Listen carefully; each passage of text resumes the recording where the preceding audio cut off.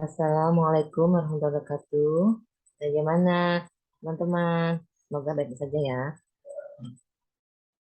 Hari ini kita akan membahas tentang sistem pernapasan pada manusia. Ya.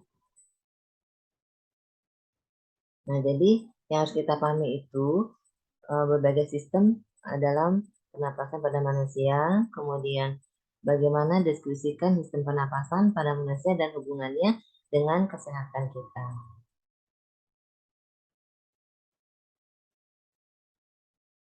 Sistem pernapasan pada manusia.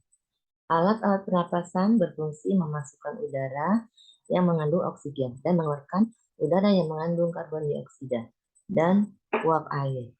Tujuannya apa? Tujuannya sebagai proses pernapasan, yaitu untuk memperoleh energi pada peristiwa bernapas terjadinya pelepasan energi. Nah, di situ ada gambar alat pernapasan kita, mulai dari hidung, kemudian udara masuk ke paring, kemudian melalui epiglottis, kemudian ke laring.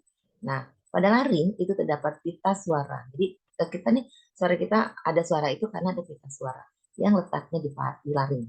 Kemudian ada trakea, ya. Nah, ada trakea, kemudian trakea ini bercabang dua menjadi bronkus dan bronkus ya itu ada dalamnya bronkeolus rahim.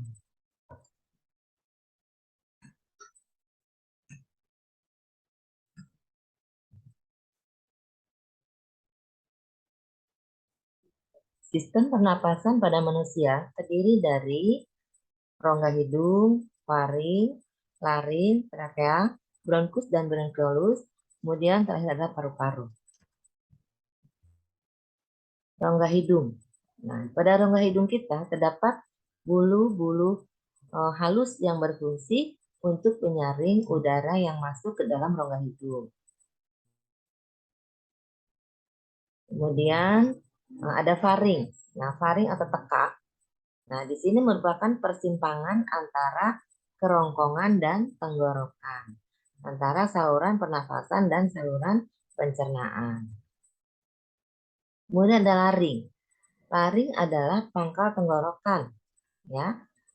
Di dalamnya terdapat pita suara dan beberapa otot yang mengatur ketegangan pita suara sehingga timbul bunyi, sehingga berfungsi untuk menyalurkan udara dari laring ke trakea. Trakea. Batang tenggorok atau trakea terletak di sebelah depan kerongkongan. Trakea berupa pipa yang dindingnya terdiri dari 3 lapisan, yaitu lapisan luar, lapisan tengah, dan lapisan dalam. Kemudian bronkus dan bronkeolus.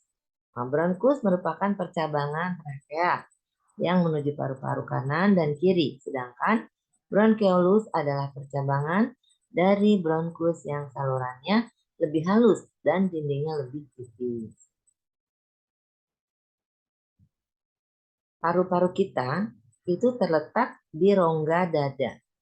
Paru-paru ada 2 buah, yaitu paru-paru kanan dan kiri. Paru-paru diselimuti oleh selaput paru-paru atau pleura. Gangguan dan penyakit dalam sistem pernapasan. Pertama, gangguan atau penyakit dinding alveolus, kemudian gangguan atau penyakit saluran pernapasan, kemudian gangguan penyakit sistem transportasi udara. Penyakit dinding alveolus. Nah, di sini ada pneumonia. Pneumonia itu adalah suatu infeksi bakteri Diplococcus pneumonia yang menyebabkan peradangan pada dinding alveolus. Kemudian ada tuberkulosis. Penyakit tuberkulosis TBC merupakan penyakit yang disebabkan oleh baksil yang mengakibatkan bintil-bintil pada dinding alveolus. Masuknya air ke alveolus itu pun mengganggu pada pernapasan. Kemudian ada penyakit saluran pernapasan. Nah, pada kesempatan ini pertama ada penyempitan saluran pernapasan akibat asma atau bronkitis. Yang kedua ada sinusitis, yaitu radang pada rongga hidung bagian atas. 3. Ada rinitis, adalah gangguan radang pada hidung.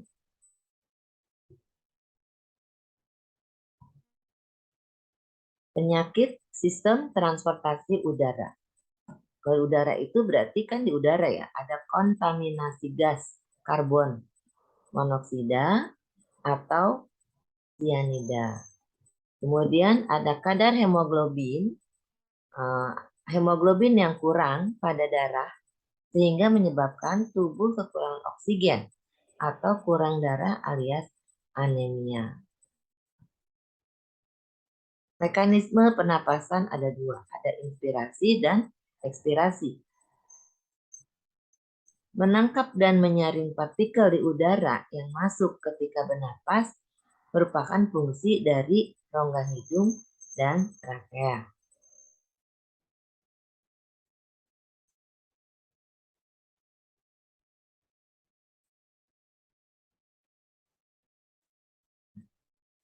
Terima kasih yang sudah melihat pembelajaran saya ya. Mudah-mudahan bermanfaat untuk kalian. Assalamualaikum warahmatullahi wabarakatuh.